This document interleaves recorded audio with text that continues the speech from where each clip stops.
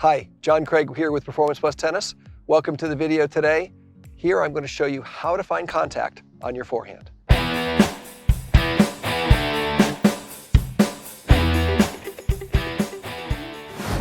So for many of us, the forehand is the easiest shot to learn in the beginning, but the hardest shot to master and the easiest shot to get out of tune.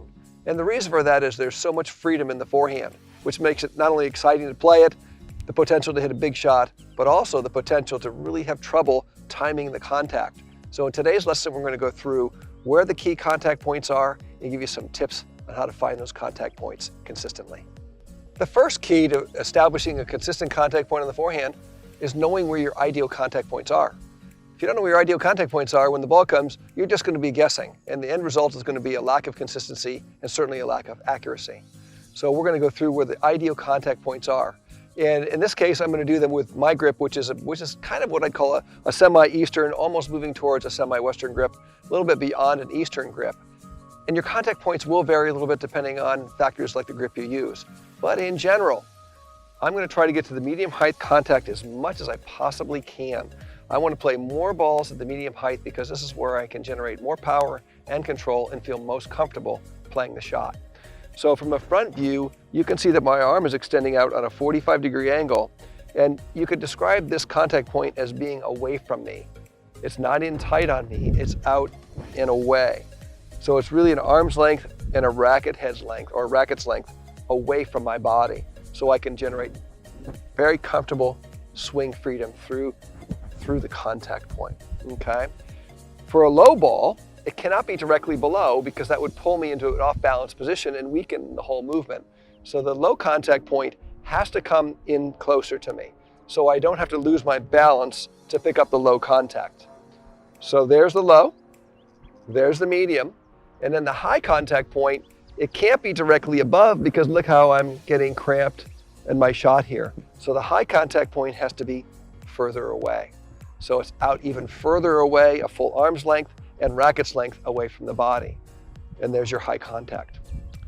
From a side view, the medium height contact is going to be a comfortable distance in front of me where I have the wrist, the elbow, the forearm, everything is behind the racket and I can comfortably see the back of the strings. And that would be an ideal place for me to generate power and control through that medium contact point.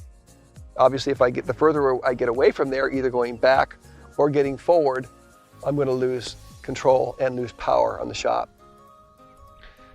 From here, if I go to play the low is actually going to be closer to me as you saw from the front view, but see how it also can't be directly below or the same distance out in front. It has to come back slightly for me to maintain my balance and control so I can drive through that ball and have real power and control on the shot. So the low contact is not only closer to me from the front view, it's also a little closer to me from a side view. And then the high contact is going to be not only further away from me, but it's also going to be slightly further back. So again, I don't have to change the form of my arm to go to these three different contacts to make these contacts occur, which means I can generate power through my rotation and then through my shoulder to play those three contact points. So those are your three contact points. And when you find those contact points, it's the ideal place where you can generate the most power and maintain control. And the closer you're able to play into those contact points, the more consistent you're going to be and the more accurate you're going to be.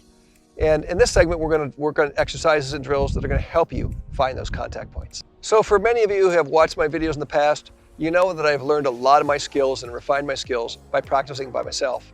And the first thing I want you to do to work on your contact points on the forehand is to do the exact same thing.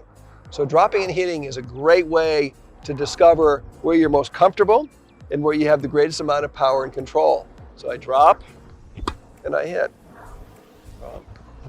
And that's my medium. My low is going to be inside. I'm going to pick it up. And my high, I'm going to put the ball up higher, stay away, and play it.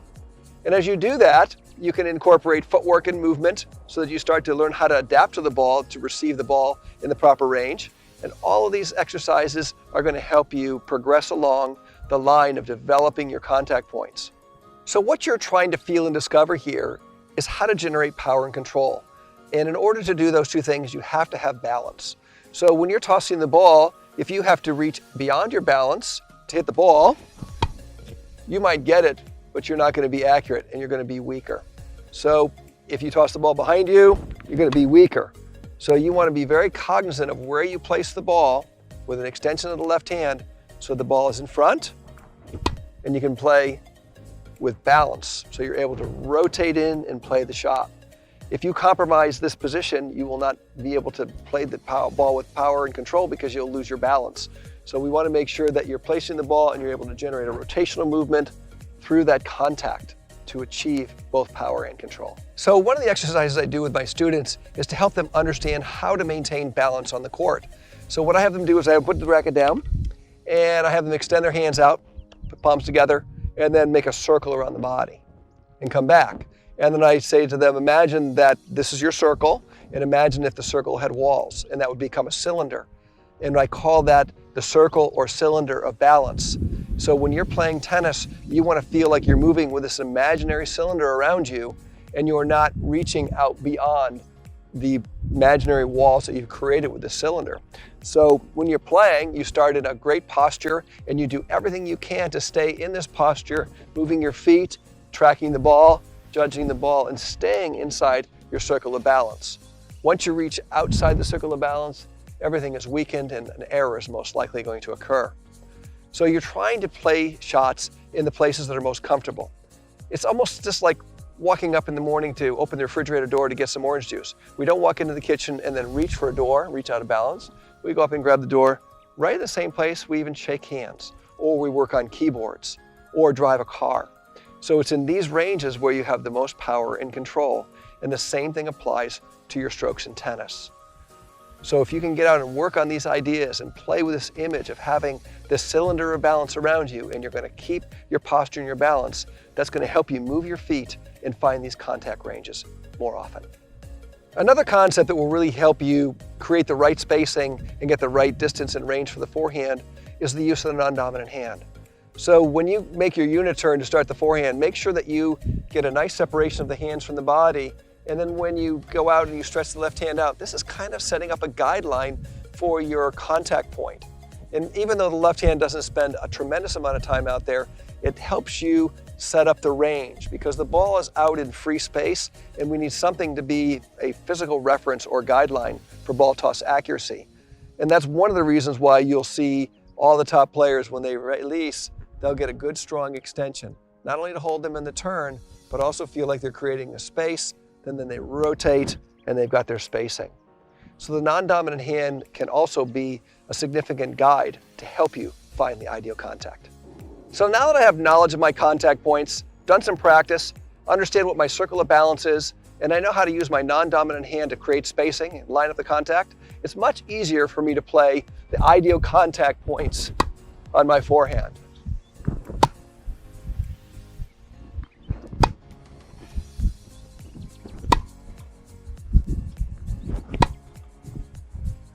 So get out and practice with this knowledge, and I'm sure you're going to start to find your contact points more often. I hope this lesson on the forehand contact points was very helpful for you today. And if you want to learn more about the forehand, click on the link in the description below to gain access to our library of lessons, which covers all the fundamental principles that you need to hone and master to achieve your full potential in tennis. And while you're here, subscribe to our YouTube channel, give us a like, feel free to leave comments down below. We'll certainly get back to you. And while you're on our website, take a look around. We've got a world-renowned serve foundation course that's helped hundreds of players like you achieve their full potential in their serve, and much, much more. We'll see you in the next video.